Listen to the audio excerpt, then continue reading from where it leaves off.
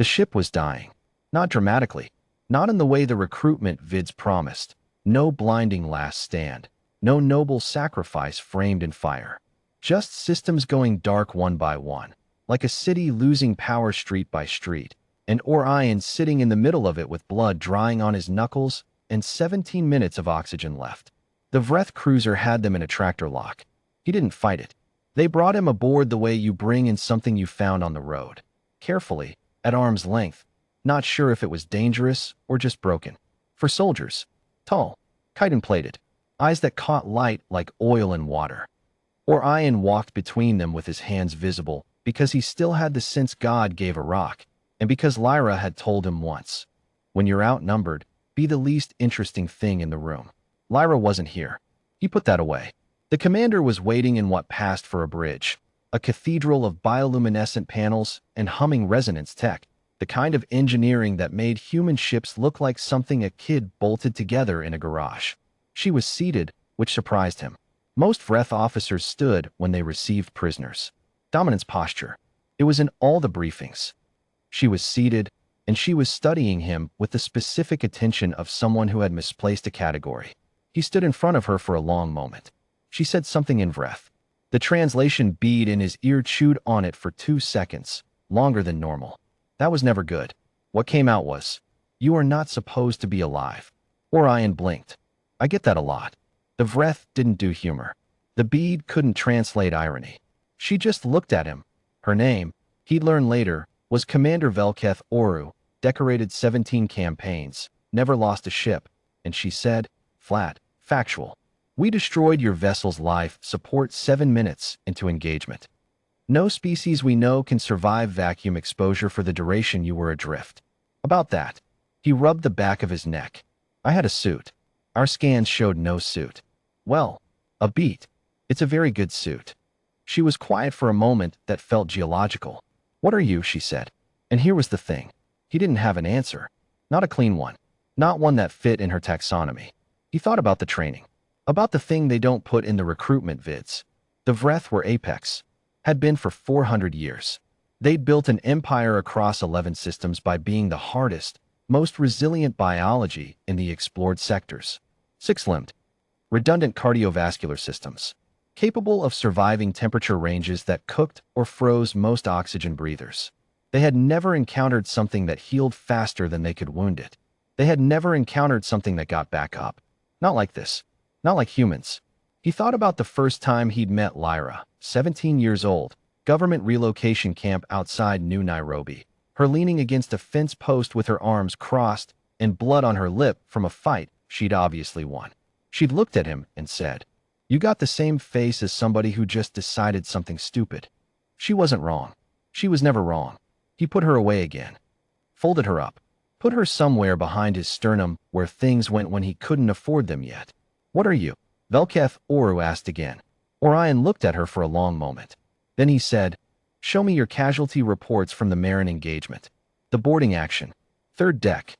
She went very still, which meant she knew what he was talking about, which meant she'd read them. "How do you know about?" 12 Vreth soldiers, he said. "Elite unit. 2 of my people. Both wounded going in." A pause. "Your soldiers didn't come back out. Your soldiers were carrying illegal." "No," he said. "They weren't." The silence this time had a different texture. Heavier. Like something settling. "That is not possible," she said. "A lot of things I do aren't possible." He wasn't being cocky about it. He was just telling her the arithmetic. "We're a weird species. We've been getting hit since before we had names for things that hit us. Ice ages. Plagues. Each other. God. Especially each other. We nearly wiped ourselves out 4 separate times before we even got off the rock." He let that land. "And then we got off the rock," he said. "And we found out the universe hits harder. And yet you survive," she said. Not admiring. Just observing. Like a scientist discovering a variable that wrecks her model. "And yet we survive." The thing that happened next, he'd think about it later, in the long way you think about things that shift the tectonic plates of your understanding. She stood up. Not a dominance posture. Something else. "I need to understand something," she said. "My soldiers. The ones who did not return. They were." Her translator bead seemed to struggle. The word that came out was, afraid. 6 Vreth soldiers. afraid of two wounded humans. Orion said nothing, because he understood, in his blood, in the marrow that had survived things it wasn't supposed to survive, what his people looked like from the outside when they were cornered. Not heroic, not righteous, just unwilling. The most disturbing thing in the universe wasn't a creature that couldn't be killed. It was a creature that knew it could be killed, and stood up anyway, and kept standing up, and kept standing up, and kept. "What are you?" she asked, quieter this time. Something in the register that even a bead couldn't translate perfectly. The closest English word was reverent, but that wasn't right either. It was older than reverence. It was the thing that lived under reverence. Orion opened his mouth, closed it. He thought about Lyra again, not as a thing he was folding away this time. Just her face, the specific set of her jaw, the way she'd looked at him across a firefight 3 months ago, like the situation was inconvenient and she intended to have words with it. He thought about every person he'd ever watched get back up when they weren't supposed to. He thought about the species that had survived itself before it survived anything else. He said, "I'm human." He let the word do its work. "And that means, it means," he said, "that this isn't the worst thing that's ever happened to us." He looked around the ship, the beautiful, incomprehensible ship, with all its redundancies and superior engineering and 400-year empire. Not even close. She released him, not because she had to, not because she'd gone soft, or been won over, or any of the clean narrative things. She released him because she'd looked at him, really looked, the way the Vreth had never had to look at another species before, and she'd seen the math. The math was simple. The Vreth were apex, but Orion's species hadn't survived by being apex. They'd survived by being unkillable in spirit in a universe that had thrown everything it had at them and hadn't finished the job yet. She watched him go with the expression of someone revising a very long document. Lyra found him in the docking bay, alive, bruised, moving like something that had had a complicated morning. She looked at him the way she always looked at him, like the situation was his fault, which it usually was, and she had decided to be alive about it, which she always did. "You're late," she said. "Ran into some people. The Vreth cruiser that's been parked over us for 40 minutes? Them, yeah."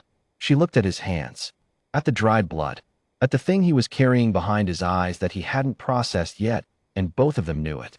She said, "You good?" And he said, "Not even a little bit." And she nodded, because that was the answer. That was always the answer.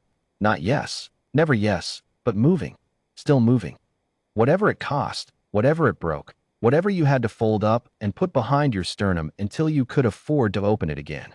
Still here, still standing. The ship hummed back online around them. Systems, one by one, street by street.